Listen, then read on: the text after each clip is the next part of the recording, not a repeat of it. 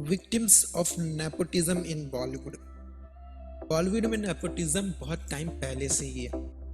पहले हम मूवी देखा करते थे जिनका ज़्यादा प्रमोशन होता था, जिनकी एडवर्टाइजमेंट ज़्यादा होती थी, जिसमें बड़े बड़े एक्टर्स थे। लेकिन रिसेंट टाइम में हम दूसरी मूवीज़ देखना शुरू कर दिए, जहाँ एक अच्छी स्क्रिप्ट है, जहाँ एक अच्छी स्टोरी है, जहाँ अच्छे टैलेंटेड डायरेक्टर्स और टैलेंटेड एक्टर्स हैं। और इसी की वजह से हम लोग नए नए टैलेंटेड एक्टर्स देख रहे हैं और पुराने जो टैलेंटेड एक्टर्स हैं वो डिस्कवर भी हो रहे हैं, जैसे नवाजुद्दीन सिद्दीकी और पंकज त्रिपाठी। अगर बॉलीवुड में पहले से ही नेपोटिज्म और डिस्क्रिमिनेशन नहीं होता तो हम नवाजुद्दीन सिद्दीकी और पंकज त्रिपाठी जैसे एक्टर बहुत पहले से हम इस बॉलीवुड में देख रहे होते। So our today's topic is victims of nepotism in Bollywood.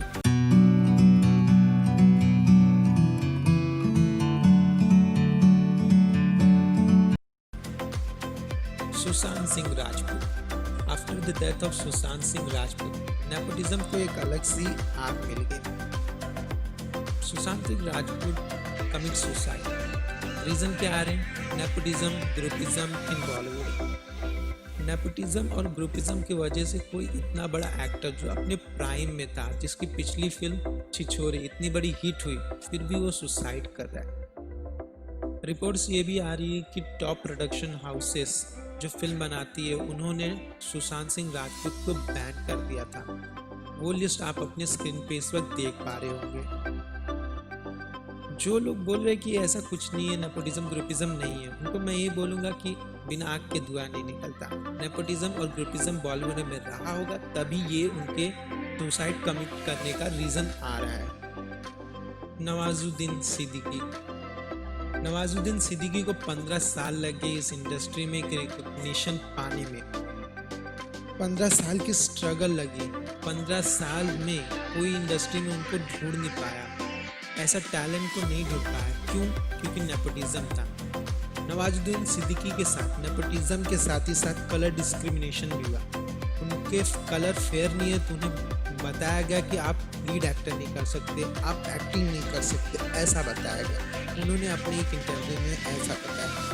उन्होंने ये भी बताया कि मोस्टली आउटसाइडर्स इस इंडस्ट्री में तब रिकॉग्नाइज होते हैं जब वो अपने प्राइम से पहले ही चले जाते हैं, उनका प्राइम पहले ही बीत जाता है। जिस वक्त में वो एकदम बेहतरीन एक्टिंग कर सकते वो आता ही नहीं, वो उनका प्राइम वो पहले से ही चला जाता है। कंगना रनावत हमेशा नेपोटिज्म के खिलाफ रही। उन्होंने अपनी आवाज़ रखी सामने कि इंडस्ट्री में नेपोटिज्म किस हद तक चल रहा है। जब भी वो नेपोटिज्म के बारे में बोलती तो जो टॉप इलाइट से करण जौहर, सैफ अली खान, इवन वरुण धवन मिलके उनका कई बार शो पे मजाक भी उड़ाया। Think you became an actor because of your talent? I think you launched me because of my talent, right? You gave me a break. I think it was because of your papa. But Saifu, you're also here because of your mama. और मैं इस industry में हूँ because of my papa. Actually, करण वो गाना कौन सा था? करण के फिल्म में गाना था ना? बोल चूड़िया, बोल कंगना, कंगना ना बोले तो बेहतर है। ये कंगना बोलती क्यों है? तो मैं वही बोल रहा था कि मैं बाहुबली 3 में क्यों नहीं हो सकता हूँ।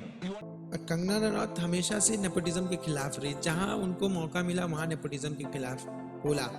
वो जानती है कि नेपोटिज्म इंडस्ट्री में बहुत तरीके से और बहुत अंदर दूर तक फैला हुआ है। वो इन नेपोटिज्म का शिकार रह चुकी है, इसलिए उनको पता है कि नेपोटिज्म इस बॉलीवुड में रहना नहीं चाहिए। इसलिए कंगना रनौत इस नेपोटिज्म के खिलाफ बोलती है। पंकज त्रिपाठी का मानना है कि nepotism is not only in Bollywood but also in Indian culture. हर एक सेक्टर में आप नेपोटिज्म देख सकते हैं। उनका मानना है कि एक एक्टर इतना टैलेंटेड होने के बावजूद भी उनको छोटे मोटे रोल करना पड़ता है।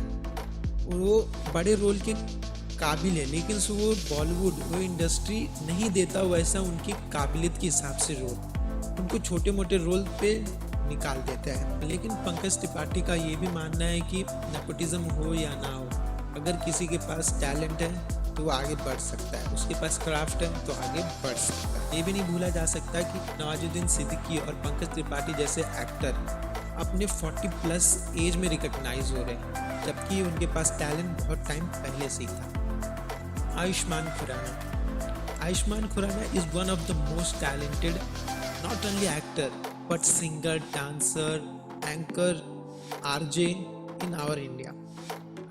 आयुष्मान खुराना को भी नेपोटिज्म का शिकार होना पड़ा। जब आयुष्मान खुराना करण जौहर से मिले तो उन्होंने उनसे एक नंबर लिया, एक अवार्ड शो की बात, तो उन्होंने अपने धर्मा प्रोडक्शन का लाइन नंबर दे दिया। ये देख के तो आयुष्मान खुराना बहुत खुश हुए, क्योंकि अब तो धर्मा प्रोडक्शन का नंबर है मेरे पास, मेरे को कोई रोल मिल सकता है इस इंडस्ट्री में, वो भी धर्मा प्रोडक्शन जैसे बड़ा बैनर के साथ। तो वो दूसरे दिन कॉल किए, तो रिसेप्शनिस्ट जो उनका कॉल उठाई बोली कि करण जौहर तो आज नहीं है। फिर बाद में दूसरे दिन फिर से कॉल किया, सेम आंसर, वो नहीं है। थोड़ा दिन बीत गए, फिर भी वैसे ही आंसर आ रहे थे। फिर आयुष्मान खुराना ने बोला कि मुझे करण जौहर से ही बात करना है। तो रिसेप्शनिस्ट जो उनका कॉल हैंडल कर रही थी वो बोली कि हम सिर्फ सेलिब्रिटी, हम सिर्फ स्टार्स को ही चांस देते और किसी को नहीं देते। This is nepotism at its best. ऐसा एक्टर जो इतना इमेंसली टैलेंट होने के बावजूद भी उसको ऐसा सुनने को मिल रहा है। अगर हम एक नेपोटिज्म फ्री बॉलीवुड देखना चाहते तो एज एन ऑडियंस हमें इवॉल्व करना पड़ेगा। हमें सही कंटेंट को देखना चाहिए, ना कि क्रैप गार्बेज कंटेंट को हम थिएटर्स में जा के देखें और उसको हिट करा दें। हमें एक टैलेंटेड एक्टर, टैलेंटेड डायरेक्टर को बैक करना होगा, तभी ये नेपोटिज्म फ्री बॉलीवुड बन पाएगा। जब हम वो एक्टर को बैकआउट करेंगे जो टैलेंटेड नहीं है लेकिन वो इंडस्ट्री में अपने नेपोटिज्म की वजह से, वो नेपोटिज्म की वजह से अपने फादर्स या फिर अपने रिलेटिव्स की वजह से इस बॉलीवुड में, हमें उन्हें बैकआउट करना चाहिए। नेपोटिज्म के अच्छे प्रोडक्ट्स हैं, रणबीर कपूर, आलिया भट्ट, ये इमेंसली टैलेंटेड और एक्टिंग भी अच्छी आती है उन्हें, तो हमें सिर्फ उनको बैकआउट करना है जो बिना टैलेंटेड है और फिर भी बॉलीवुड में। तो thank you guys for watching this video. We can only hope कि हम एक नेपोटिज्म फ्री बॉलीवुड देख सकें। Thank you guys.